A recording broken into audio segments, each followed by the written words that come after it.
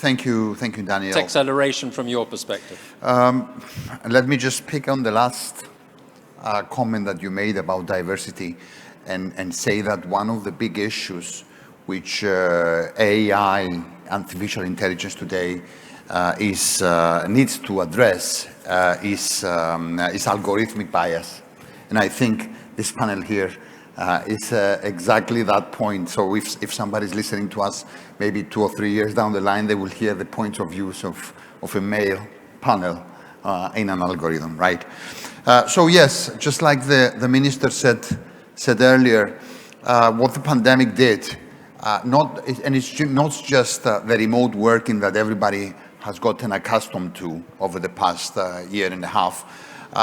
There has been a more fundamental shift, right? Because in essence, the customers moved to online. So their habits moved online. So companies had to evolve, they had to adapt.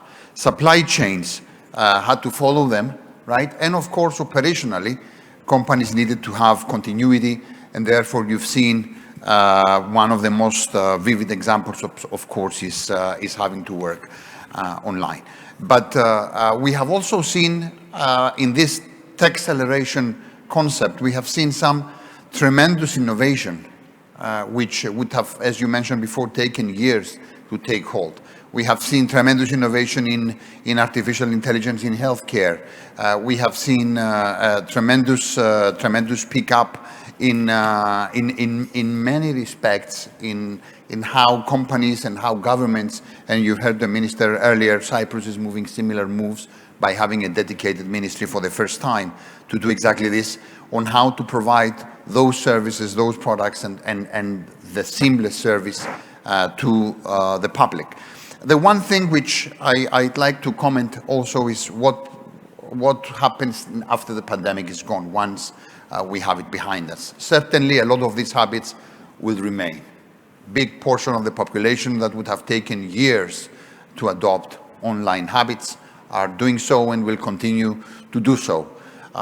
What will happen, however, and this is something that policymakers must address, is that citizens will be less tolerant to privacy concerns.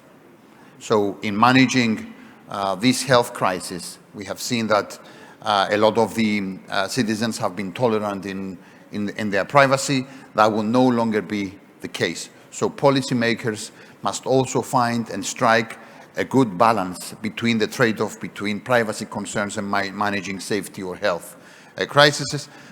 Has to be a good balance between regulating artificial intelligence, for example, but also at the same time fostering innovation. And I have read an amazing article which has been making some very convincing arguments about the possibility of regulating artificial intelligence through something similar like the FDA in the USA. So making sure that algorithms are approved, like drugs are approved, before they are released for public use. Okay, so this is a really exciting times for technology. For companies, the potential is immense for R&D, and I'm glad to hear that soon Greece will be releasing their policy on artificial intelligence. I believe there is great potential, and it needs to be managed ethically and responsibly.